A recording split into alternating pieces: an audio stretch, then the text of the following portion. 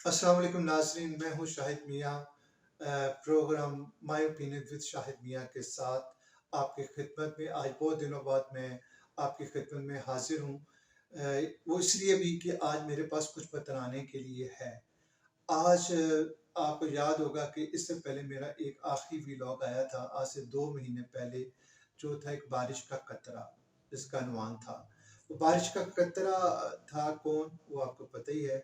वो मैंने साबित करने की कोशिश की थी कि पाकिस्तान जिस कदर यानी कि उस वक़्त बुरहाना में फंस चुका था, तो मैंने कहा था एक उम्मीद की किरण हमारे पास बाकी है, वो हमारे army chief general Syed Asim Munir की शेप में। जी हाँ, वो मेरी बात कई लोगों को बहुत नागवारा गुजरी। मैं उस वक़्त भी इस बात पर कायम था, क्योंकि मेरी हमेशा कोशिश होती है, मैंने हमेशा व्लॉग जो किया है, मैंने पाकिस्तान के लिए किया है। मैं किसी सियासी जमात के लिए नहीं कभी किया। मैंने हमेशा प्रोडक्टिव पाकिस्तान के लिए किया है। मैंने पाकिस्तान के सॉफ्ट इमेज के लिए हमेशा बात की है दुनिया में, जहाँ-जहाँ भी मुझे मौका मिला है।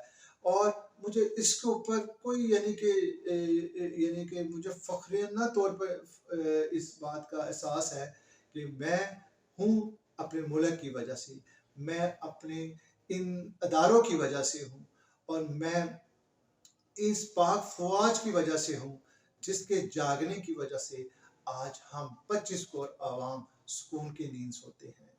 जी हाँ नाज़रीन, आज आपको मैं बतलाऊँ कि इस माह जनरल आसिम मुनीर साहब, जो कि आर्मी चीफ है हमारे, उनको इक़्तिदार संभाले हुए और अपनी कमान संभाले हुए ऑलमोस्ट 1 साल हो चुका है। 1 साल बड़ा ही नशेबो फराज से गुज़रा, और इसमें बहुत ही उतार चढ़ाव भी आया। जब उन्होंने इस मुल्क की कमान संभाली थी, तो उस वक़्त के हालात और वाक़यात भी आपके सामने हैं कि हर तरफ बेयकीनी की और कैफियत छाई हुई थी, और लोग बहुत ही, मैं समझता हूँ, मुश्किलात से गुजर रहे थे। और सबसे बड़ी बात कि एक ऐसे बादल छाए हुए थे मायूसी के, कि लोग यानी कि यही बात हर तरफ होती थी कि सुबह, अभी, रात, दोपहर, पाकिस्तान डिफॉल्ट होने जा रहा है, पाकिस्तान खत्म, खुदा ना खास्ता खत्म होने जा रहा है, पाकिस्तान में न जाने पता नहीं क्या हो गया है, पाकिस्तान में न जाने इदारों के नाम जैसी कोई चीज़ नहीं है। लेकिन मैं तब भी कहता था, ये सारा कुछ क्रिएट किया गया है, इसमें कोई हकीकत नहीं है। ठीक है, हमारी सियासी जमातों की भी बहुत सारी इसमें कमज़ोरियाँ थी। बहुत ज़्यादा, चाहे वो पीडीएम का दौर हो या उससे पहले जो सियासी जमात थी उसका दौर हो, शायद हमारी सियासी जमातें वो डिलीवर नहीं कर सकी थी, जिस वजह से मुल्क पाकिस्तान को वो टाइम देखना पड़ा, मुश्किलात का दौर देखना पड़ा, और अभी भी कुछ हिस्सा हम उससे गुजर गए हैं, कुछ हिस्सा हम उससे निकल गए हैं। लेकिन नाज़रीन, यकीन मानिए, वो मेरा जो वीलॉग था, जिसको आपने बहुत सराहा था, उसका नाम था आखिरी उम्मीद, बारिश का पहला कतरा। मैं आज भी उसी अल्फाज पर कायम हूँ, वो बारिश का पहला कतरा जनरल आसिम मुनीर साबित हुए हैं। जिस वक़्त उन्होंने जिस दिन उन्होंने बिजनेसमैन और कराची में और पंजाब में, लाहौर में मुलाकातें की थी, मुझे उसी दिन अंदाज़ा हो गया था अब कुछ होगा, अब डंडा चलेगा, और वो डंडा चला। आपने देखा उस डंडे ने ऐसा कमाल किया कि 330 रुपए से डॉलर को उसने 280 रुपए तक लेकर आया। और उन्होंने, चाहे वो अफगानिस्तान के लोगों का मामला हो, जो आज तक मुझे मेरे मेरे मैंने जब से तारीख का तालिब इल्म, जितनी तारीख पढ़ी जाए, जितनी मैंने सियासत सीखी है, बतौर मैंने जर्नलिस्ट, मैंने देखा कभी हमेशा ये मामला जो था से पढ़ता चला जाता था। पहले दफा तारीख में ऐसा हुआ है कि किसी गवर्नमेंट ने, किसी स्टैब्लिशमेंट ने इस चीज़ को ऑन करते हुए जिम्मेदारी के साथ उनको बाइज्जत तरीके से अपने मुल्क वापस भिजवाया है, जो एक बहुत बड़ा हमारी इकॉनमी के लिए मसला था। इकॉनमी के अलावा हमारे मुल्क में जब भी कोई हालात ख़राब होते थे, उसमें किसी ना किसी तरीके से अफगानिस्तान की इन्वॉल्वमेंट होती थी। वो हमारे दोस्त थे, हमारे भाई हैं, भाई रहेंगे। हमने हमेशा उनका साथ दिया है, और हमेशा ही हमने मेहमान नवाजी की उनकी, लेकिन हमने इज्जत के साथ, उसको रिस्पेक्ट के साथ, हमारी गवर्नमेंट ने उसको वापस किया। ये तारीखी कारनामा है, और जब भी तारीख लिखी जाएगी, इसमें जनरल आसिम मुनीर साहब का नाम लिखा जाएगा, क्योंकि इसका क्रेडिट उन्हीं को जाता है, और आज भी उसी प्रोसेस को से आप गुजरे। इससे बढ़ के क्या हुआ है, जनरल आसिम मुनीर साहब के इस दौर में मैं आपको बता रहा हूँ, पाक फौज का मोराल बुलंद हुआ है। इसके अलावा दोस्त ममालिक की जानिब से 60 अरब डॉलर की ज़्यादा सरमाया की जा रही है। ये वादे नहीं हैं, माजी की तरह ये वादे नहीं हैं, ये हकीकत है जो हकीकत बनते जा रहे हैं। चाहे कतर हो, चाहे चाहे दुबई हो, यूए की बात कर लें हम, और चाहे हम ईरान की बात करें, दीगर ममालिक की बात कर लें, और अभी जिसमें कुवैत भी है। 11 साल से कुवैत में कोई गया नहीं था, किसी के साथ तल्लुकात नहीं थे कुवैत गवर्नमेंट के, और अल्हम्दुलिल्लाह आर्मी चीफ वहाँ भी गए, प्राइम मिनिस्टर भी वहाँ गए, और वहाँ से भी बहुत एक अच्छे हवा के झोंके आ रही हैं। अभी इसके अलावा दहशत गर्दी का एक बहुत बड़ा, यानी कि आपने देखा होगा पिछले दिनों में दोबारा से दहशत गर्दी का जो साम था वो निकल रहा था अपने बिलों में से, और उसने दोबारा से पूरे मुल्क को अपनी लपेट में ले लिया था। लेकिन हालिया पॉलिसीज़ की वजह से पाक फौज की जिम्मेदाराना कोशिशों काविशों की वजह से 464 दहशतगर्द अब तक मारे जा चुके, जहन्नम वासिल कर दिए गए हैं। और अभी भी ये कोशिशें जारी है, ये लोग बैठे नहीं हैं। इंशाल्लाह ये तब तक नहीं बैठेंगे जब तक पाकिस्तान को दहशतगर्द से सफाया ना हो जाए। थोड़ा सा मैं और आगे बढ़ाता हूँ। अभी आर्मी चीफ हमारे, आपको पता होगा कि अमेरिका के ऑफिशियल टूर पर है, दौरे पर है। ये सरकारी दौरा जो बड़ी अहमियत का हामिल है पाकिस्तान की इक़्तिसादी एतबार से, पाकिस्तान के माशी एतबार से।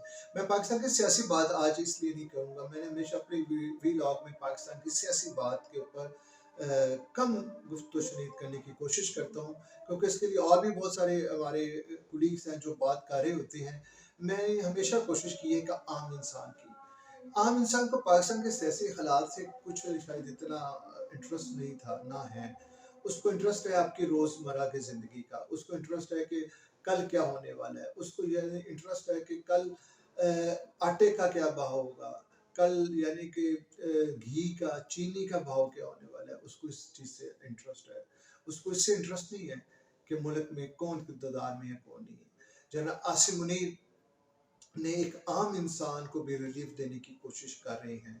मैं समझता हूँ कि ये जो जो अभी हालात चल रहे हैं, इसी तरह से इसी इसी यानी कि पॉलिसी के तसलसल को लेके मुस्तकबिल में भी आने वाली गवर्नमेंट भी अगर इसको फॉलो करेगी तो शायद हमारे हालात बहुत अच्छे, बहुत बेहतर हो जाए। अभी भी वो जो है डिफ़ॉल्ट होने के ख़तरात है, वो हमारे सर पे मंडलाते रहते हैं वक्तन फ़वक्तन।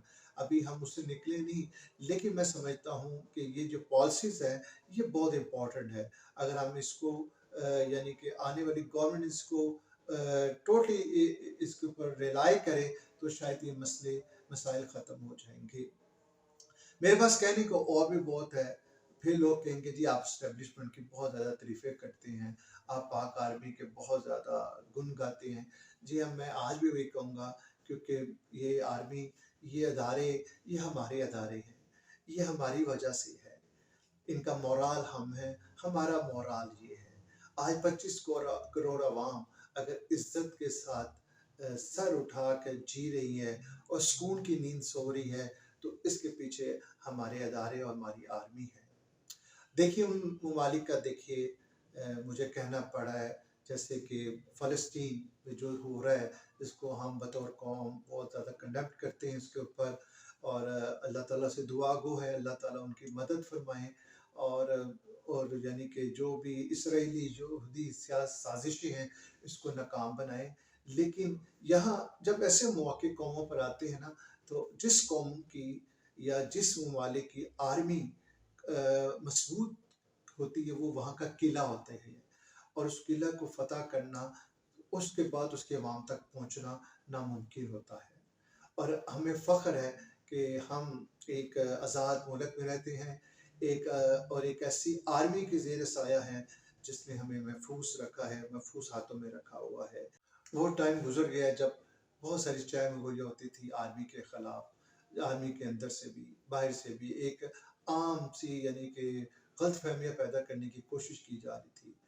9 मई का वाक़या आपके सामने है। मैं उसके ऊपर डिस्कस नहीं करूँगा, क्योंकि वो एक अलग मामला है, उसके ऊपर और बहुत सारे प्लेटफॉर्म हैं।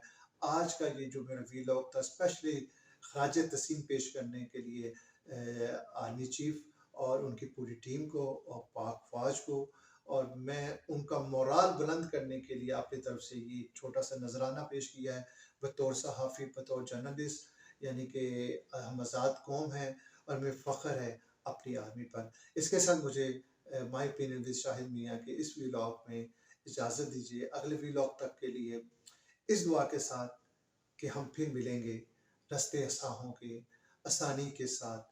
पाकिस्तान जिंदाबाद।